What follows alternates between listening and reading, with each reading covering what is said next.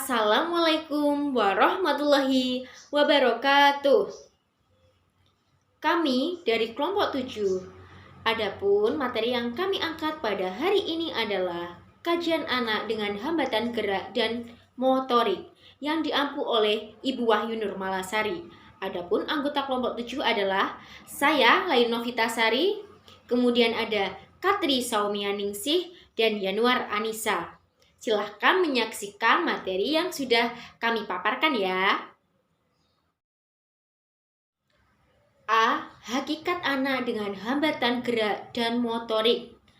Anak tunadaksa dapat didefinisikan sebagai penyandang bentuk kelainan atau kecacatan pada sistem otot, tulang, dan persendian yang dapat mengakibatkan gangguan koordinasi, komunikasi, adaptasi, mobilitasi, dan gangguan perkembangan keutuhan pribadi.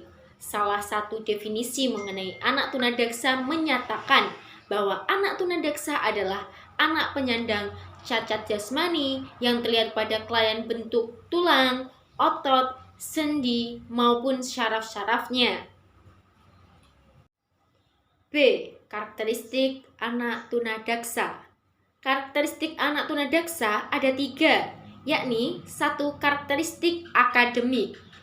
Gangguan kemampuan kognisi terbatas karena adanya kerusakan otak, sehingga mengganggu fungsi kecerdasan, penglihatan, pendengaran, bicara, rabaan, dan bahasa. Kemudian yang kedua ada karakteristik sosial dan emosional. Kehadiran anak cacat yang tidak diterima oleh orang tua dan disingkirkan dari masyarakat akan merusak perkembangan pribadi anak, mengakibatkan timbulnya problem emosi. Kemudian yang ketiga ada karakteristik fisik dan kesehatan. Kecenderungan mengalami gangguan lain seperti sakit gigi, berkurangnya daya pendengaran, penglihatan, gangguan bicara, dan lain-lain.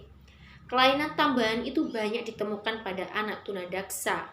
Sistem cerebral, gangguan bicara disebabkan oleh kelainan motorik, alat bicara, atau kaku atau lumpuh seperti lidah, bibir, dan rahang sehingga mengganggu pembentukan artikulasi yang benar.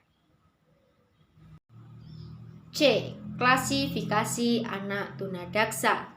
Penggolongan anak tunadaksa bermacam-macam, yakni kelainan pada sistem cerebral atau cerebral system. Penyandang kelainan pada sistem cerebral, kelainannya terletak pada sistem saraf pusat, seperti cerebral palsy atau kelumpuhan otak. Cerebral palsy diklasifikasikan menjadi 3, yaitu yang pertama ada ringan, dengan ciri-ciri yaitu dapat berjalan tanpa alat bantu, bicara jelas, dan dapat menolong diri.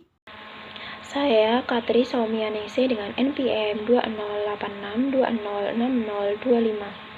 Di sini saya akan melanjutkan yang B, sedang, dengan ciri-ciri yaitu membutuhkan bantuan untuk latihan berbicara, berjalan, mengurus diri, dan alat-alat khusus seperti branci. Yang C, berat, dengan ciri-ciri yaitu membutuhkan perawatan tetap dalam ambulasi, bicara, dan menolong diri. Sedangkan menurut letak kelainan di otak dan fungsi gerakannya, cerebral palsy dibedakan atas 4 bagian. Yang pertama, spastik, dengan ciri seperti terdapat kelakuan pada sebagian atas seluruh ototnya. Yang kedua, dyskinesia, yang meliputi atostosis atau penderita memperlihatkan gerak yang tidak terkontrol. Yang ketiga, ataxia, atau adanya gangguan keseimbangan jalannya gontai, koordinasi mata dan tangan tidak berfungsi. Yang keempat, jenis campuran, atau seorang anak mempunyai kelainan 2 atau lebih dari tipe-tipe di atas, atau golongan anak tunadaksa berikut ini tidak mustahil akan belajar bersama dengan anak normal dan banyak ditemukan pada kelas-kelas biasa. Dilihat dari sel-sel motorik yang rusak, kelumpuhan anak polio dapat dibedakan menjadi 5 bagian, yaitu yang pertama tipe spinal, yaitu kelumpuhan atau kelumpuhan pada otot-otot leher.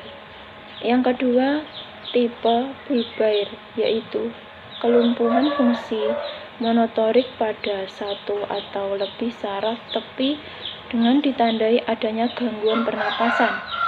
Yang ketiga tipe bulbis spinalis, yaitu gabungan antara tipe spinal dan bulbar. Yang keempat encephalitis, yang biasanya disertai dengan demam kesadaran.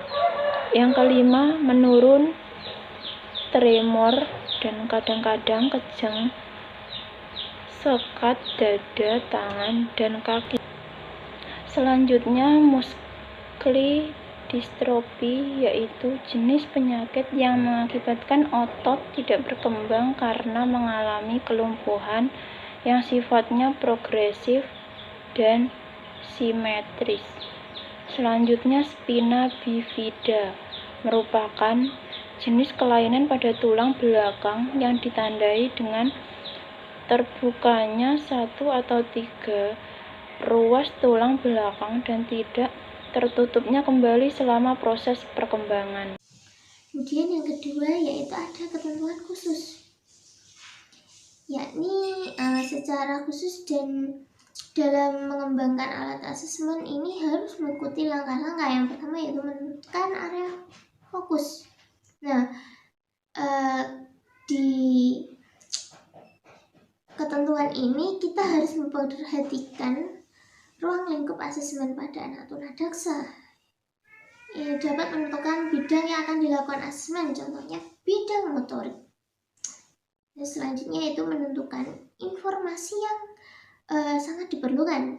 Informasi yang dimaksud di sini yaitu ingin mengungkap kemampuan motorik kasar. Hasilnya akan menggambarkan seperti apa kemampuan motorik kasar seorang anak. Kemudian ada menentukan bagaimana merekamnya.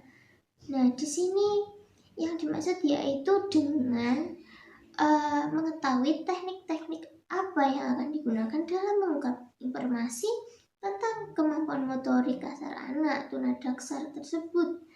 Nah, bisa melalui observasi, tes, wawancara, dan lain sebagainya.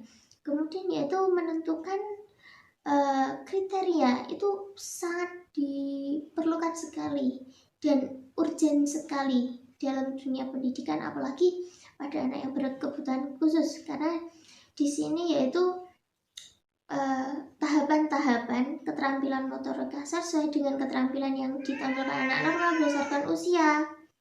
Biasanya untuk bahan pertimbangan dalam mengembangkan alat asesmen, khususnya yang berkenaan dengan masalah gerak pada anak tunadaksa, dapat disampaikan dengan yang pertama, secara umum asesmen kemampuan gerak bertujuan untuk memperoleh data atau informasi tentang kemampuan dan ketidakmampuan gerak anak tunadaksa.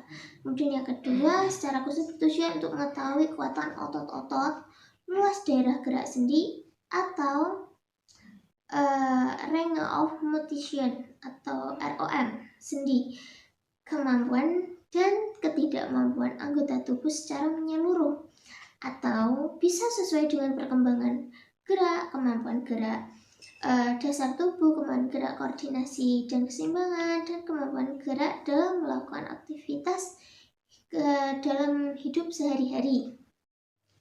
Sekian presentasi dari kelompok 7 mengenai kajian anak dengan hambatan gerak dan motorik. Bila ada kurang lebihnya kami mohon maaf.